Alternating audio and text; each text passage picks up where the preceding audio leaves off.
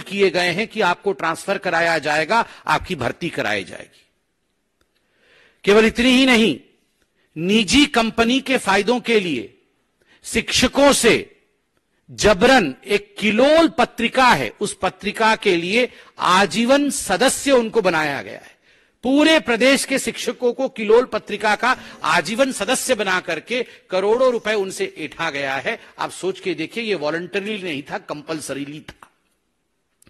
आंगनवाड़ी एक बहुत महत्वपूर्ण परियोजना होती है, एक बहुत महत्वपूर्ण स्तंभ होता है जिसपे समाज परिलक्षित होती है। आंगनवाड़ी में कार्यरत हमारी बहनों में उनके साथ भी छलावा। 1000 रुपए भेजा गया कि इन बहनों को, केंद्र की तरफ से 1000 रुपए भेजा गया कि इन बहनों को साड़ी दिया जाए, मगर वह 1000 रुपए का गबन भी जो मोदी जी भेजते थे, उसका गबन भी छत्तीसगढ़ के ठगेश सरकार ने किया। कोरोना के समय छत्तीसगढ़ की सरकार ने सेस लगाया था, आपको याद होगा। वो पैसा कहां है? वो सेस का पैसा कहां खर्च किया गया? मैं आज राहुल गांधी जी से पूछना चाहता हूं। हम तो हमेशा हिसाब देते रहते हैं, आप बताइए छत्तीसगढ़ में कोरोना का जो सेस का पैसा वो कहां गया? बारदाना, किसानों के पैसे हड़पने के लिए देर से जो बारदाना खरीदने का आदेश जारी किया गया, उससे काफी किसानों को बड़ा नुकसान हुआ। और प्रदेश में छत्तीसगढ़िया भाषा में एक कहावत वहां चल रही है, खाए बर होटा नहीं है, भूपेश कटा बोटा नहीं है। जो छत्तीसगढ़ में मुझे सुन रहे होंगे सभी जानते होंगे, खाए बर होटा नहीं है, भूपेश कटा बोटा नहीं है।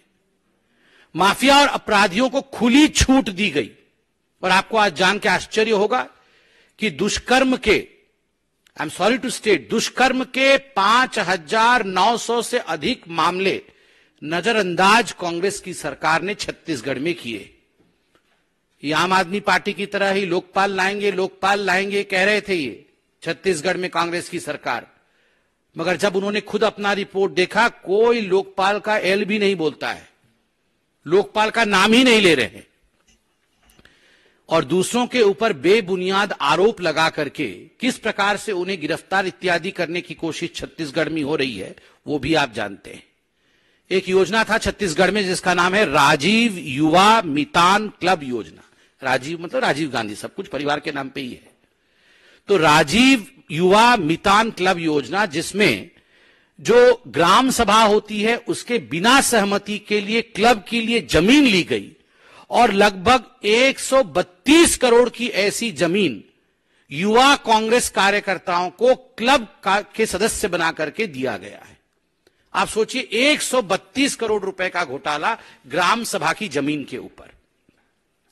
राहुल गांधी जी को आपने सुना होगा पिछले बार चुनाव में छत्तीसगढ़ में कह रहे थे 2500 रुपए का भुगतान दिया जाएगा अनएम्प्लॉयड यूथ को। जिन लोगों को नौकरी नहीं मिली है उनको 2500 रुपए प्रति माह दिया जाएगा। आपको जान के आश्चर्य होगा, इस प्रकार के नियम बनाए गए कि लगभग प्रति युवा आज 1.5 लाख रुपए से उनको वंचित रखा गया है।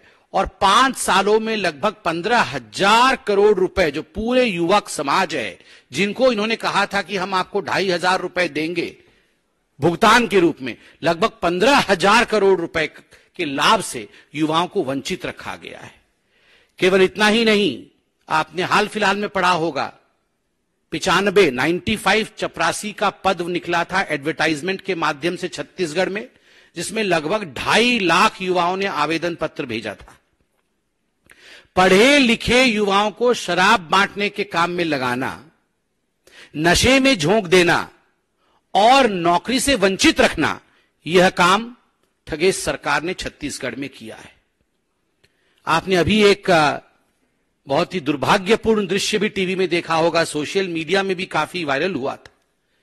कई हमारे जो अनुसूचित जाति के युवा हैं, वो नग्न अवस्था में उन्होंने प्रदर्शन किया था।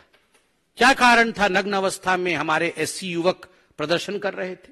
उसके पीछे कारण था कि लगभग 270 ऐसे फर्जी जाति प्रमाण पत्र वाले कर्मचारियों को संरक्षण दिया गया था, जो एससी नहीं थे मगर भूपेश बघेल जी और उनके मंत्रिमंडल और कांग्रेस पार्टी के निकट होने के कारण फर्जी सर्टिफिकेट पर उनको नौकरी पे संरक्षित रखा गया था, जिससे कि जो अनुसूचित जनजाति के लोग थे, जाति के लोग थे, उनको उनके अधिकारों से वंचित रखा गया था। इस कारण वह वीडियो आपको याद होगा जिसमें नग्न अवस्था में बच्चे दौड़ रहे थे। बंधुगण, बहुत बड़ी है मगर मैं यथाशीघ्र समाप्त करूंगा। चिट फंड कंपनियों के माध्यम से कितने लोगों को फंसाया गया है नकली तरीके से, यह भी आप जानते हैं। और